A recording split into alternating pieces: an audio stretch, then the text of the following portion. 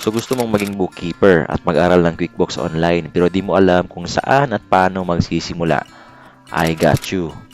Dito sa channel, ituturo natin ang pinaka-basic hanggang sa maging komportable kayong gamitin ang QuickBooks Online. Iga-guide ko kayo kung paano maging equipped na bookkeeper based in real scenario. Kung wala kang pera, huwag kang maglala kasi ang matutunan mo dito lahat ay libre. Lahat ng mga resources ay pwede mo i-access anytime basta magtyaga ka lang at magsikap. May mga module tayo na pwede nyong pagpraktisan per video. Ang hiling ko lang ay suportaan yung channel natin para mas madami pa tayong matulungan ng mga Pinoy. Simulan na natin. Okay, so for this video, tuturuan ko kayo kung paano mag-edit ng chart of accounts. Okay, so na-mention ko na dati sa previous vlog natin kung ano yung chart of accounts. So, importante na ma-categorize natin into proper account yung chart of account kasi kapag mali yung pag-input nyo sa chart of accounts dyan, magkakaroon din ng mali sa reports, which is ang tatlong major report, yung balance sheet, profit and loss, at saka statement of cash flow. Pangalawa, kapag mali yung account na nalagay nyo, magkakaroon ng wrong entry. So, mali din lahat. At the same time, hindi accurate na yung mga reporting na binibigay mo sa client. So, napaka-importante na papel ginagampanan ng chart of accounts. So, for example, dito, ito yung ginawa natin na chart of accounts. Halimbawa lang, dito sa CTCC. Itong CC, gawin natin siyang credit card. So, madali lang siya, no? Punta ka dito sa apps, tapos dito ka sa accounting, then chart of account.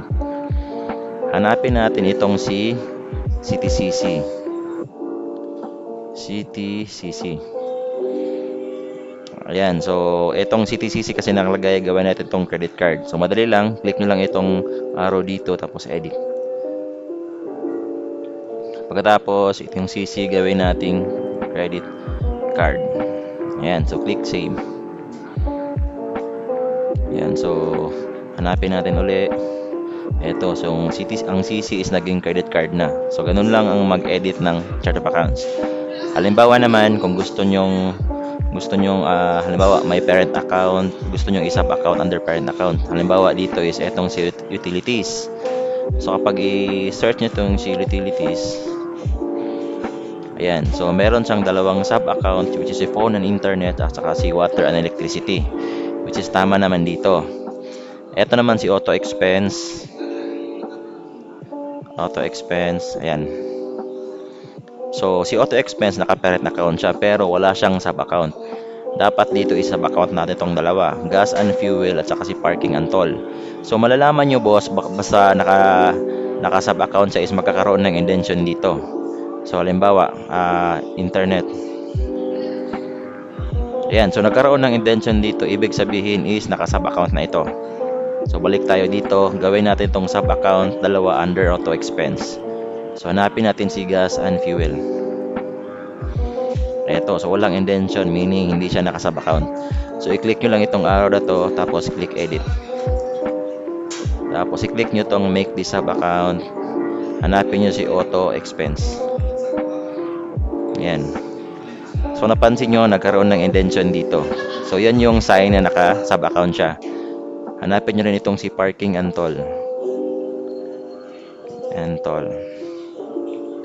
Ayan, so walang indention, meaning hindi siya naka-sub account. Click nyo itong arrow, edit, tapos make this sub account. Hanapin nyo si auto expense. Ayan, so kung itatype natin si auto expense, ayan, meron na siyang dalawang sub account dito. So ganoon lang ang pag-edit ng chart of accounts. Napakadali lang, mga boss. Tapos make sure na accurate yung account nyo sa chart of accounts kasi doon yun magre-reflect sa tatlong major reports. So importante na accurate yung report natin saka updated. So yun lang, mga boss. Hopefully meron kayong natutunan sa content natin ngayon. See you soon sa susunod na video natin. Stay safe.